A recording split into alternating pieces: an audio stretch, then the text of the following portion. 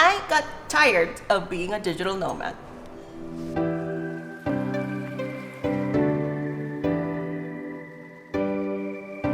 I am Andrea Valeria, and we're going to be talking about all things remote work with some sprinkles of lifestyle and travel and a big side of personal growth. So I literally stopped being a digital nomad, and I did specifically what digital nomads tend not to do. I am now living in one place, and I bought an apartment, which I'll give you a little tour of at the end of the video. First of all, let me break down what is a digital nomad. And according to Wikipedia, everyone's favorite source, being a digital nomad is someone who works while traveling, literally from a laptop, using technology and the internet. So basically, it's someone who works remotely.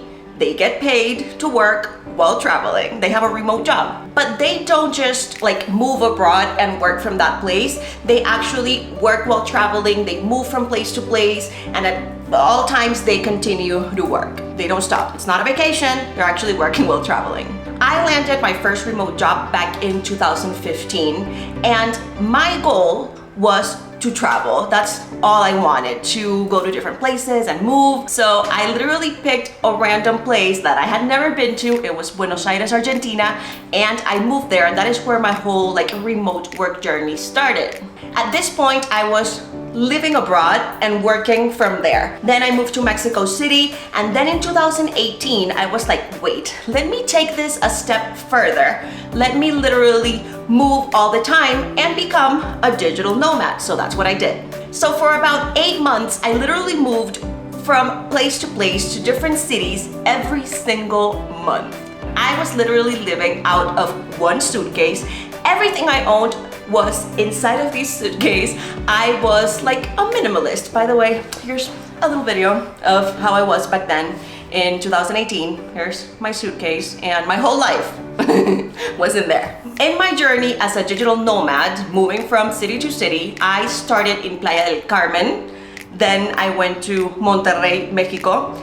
Then I went to Boquete, Panama. That is like a mountain town, very rustic and like isolated.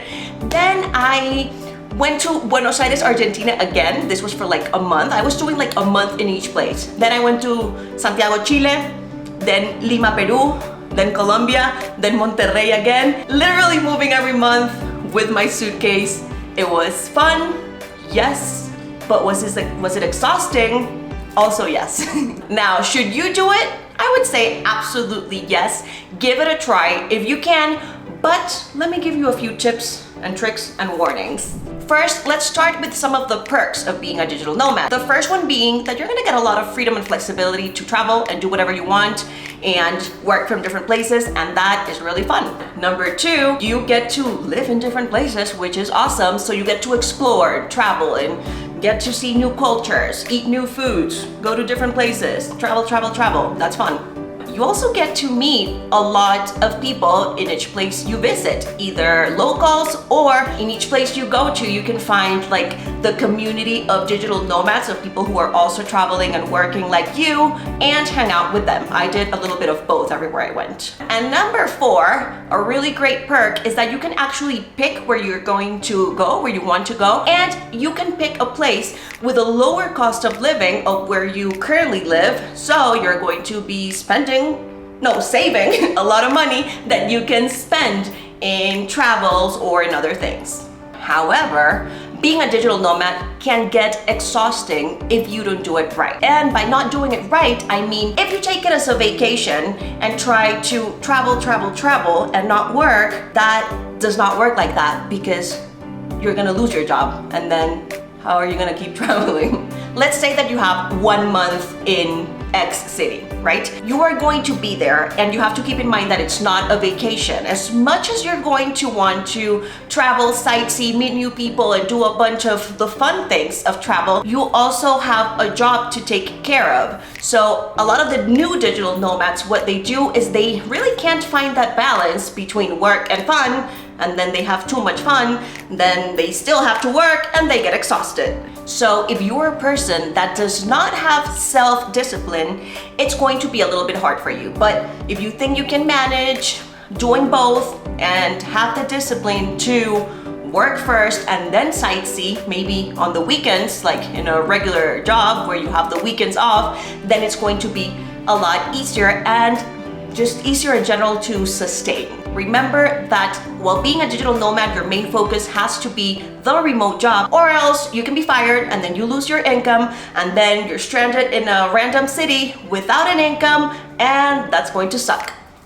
Also, think of this. Every time you move and you pick a new place, you have to sit down, research, you have to try to figure out where you're gonna live in that city, you have to find the place, book it, get the flights, book the flights. It's a lot of work. So yes, it is fun to travel and be on the go all the time, but it's going to take up a lot of your time, and a lot of that time is time you should be working. So again, it is a matter of finding the balance, the time to do both together.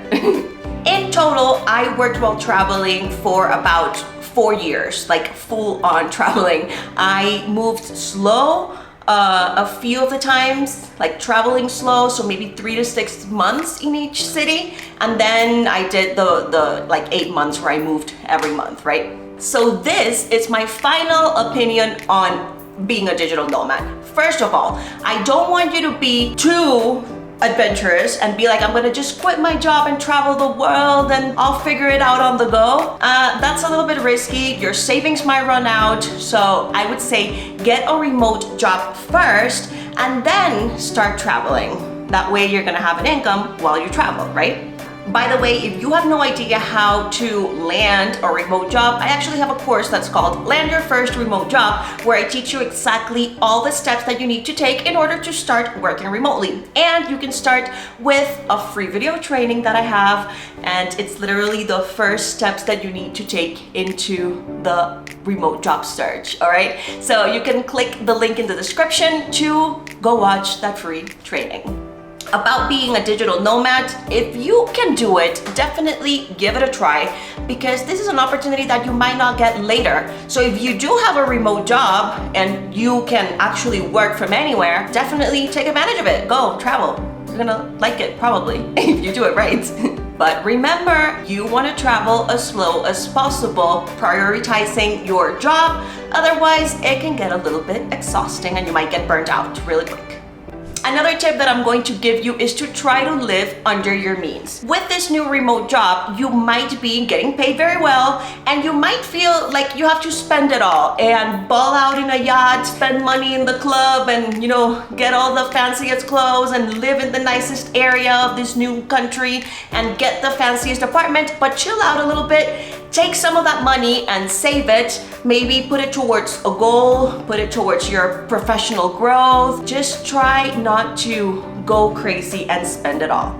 So this is one of my favorite tips here. It's one of the things that I learned and that I see a lot of other digital nomads doing too. After they've traveled for some time and been to different cities, countries, continents, they pick their favorite one and then they move there. They make it their home base. That's where they settle down or buy an apartment or just move. So pick your favorite city and eventually just maybe have a more normal life. That's what I did. I know that when you first get all that freedom and flexibility with your new remote job, you might not really think of settling down and eventually stopping and not traveling as much, but just consider it for later, because that's what I've seen a lot of digital nomads doing. Like in year 4, they're usually like, okay, I'm ready to slow it down a little bit. So just keep that in mind. That's what I did. I actually fell in love with Mexico City. I think the minute I stepped foot in this place, that was in 2016, the first time I came here. I didn't know anyone. I had never been, and I came, and I'm so glad I did, because it became my favorite city ever. And this is where I bought my first apartment, which I'm so excited about. I just got it like a few months ago. I spent some time decorating, and I kind of want to give you a little tour. If you're ready, yes, let's do it.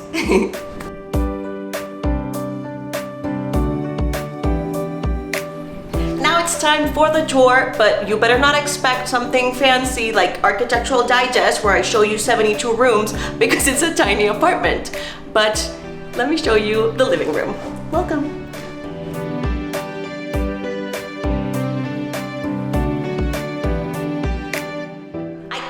vision of what I wanted for my living room. I wanted like muted colors, beige, white. I'm not an interior designer myself, so I hired one. It's a really cool girl from Mexico City. Her name is Alejandra Cotero, so shout out, because she really like brought my vision to life with what she did here. This little area right here is one of my favorite spots. This shelves were custom made, and I have some little random decorations, some books that match the vibe and the aesthetic. I only read one. And over there on top, I have some picture frames, sunflowers, Googie the cat. You might have seen Googie the cat already. Googie the cat is featured there. And dim sum, the best food in the world. Of course, I had to feature it on there. And then the other photo is a photo of me in Puerto Escondido, Mexico, by one of my favorite photographers, Jenna. Shout out to Jenna. We need to meet up and do more photos soon. I really like this TV. It's a Samsung frame. You can change the colors of the frame. It's a normal TV, but then you can actually like showcase a painting. And fun fact about this painting, this same painting was the one they had in my ballet studio, because I danced ballet for a long time, so it's kind of like special. Since I'm mostly by myself, I have to introduce you to my friend. Alexa, turn the floor lamp on. Look. Okay. She's my friend, because that's what remote workers do. Sometimes we spend a lot of time by ourselves. And here's my little seating area. Sometimes I kind of regret having a color that's that light because it might get stained, but whatever. Let's hope it doesn't. Let's enjoy it while it's not stained, right? I was looking into paintings like this because it's exactly what I wanted, and they were around $1,000, and I was like, no ma'am, I'm not gonna be spending $1,000 in a painting. So I did it myself, and it was like $100 total with all the materials. I hope you like it. If you want one, let me know and I'll make one for you. If you're a remote worker, you have to have a lot of places around the home to make into your office space. This is one of them. Look at this, look at this. Woo! How about this, right? So sometimes I sit here, I watch TV, and I work here. This mueble, how do you call it? This furniture thing was actually made by a guy that was in Shark Tank. So yeah, that's my desk, sort of, mesa. Here's where I store things so that you can't see them and they don't look messy. I get excited about the most dumb things that are like organization related. But yeah, this is my living room. Next time, how about I show you my office? But we'll save it for another video. Thanks for watching my first video of my YouTube comeback. I am reviving this YouTube channel. I hope you're liking what you're seeing so far. I'll be uploading videos every Thursday. So like this if you liked it. Comment below and let me know what you thought. And did I already say subscribe? I'm new to this, as you can see, so I don't remember the whole like, subscribe spiel. But yes, I'll see you next time. Ciao!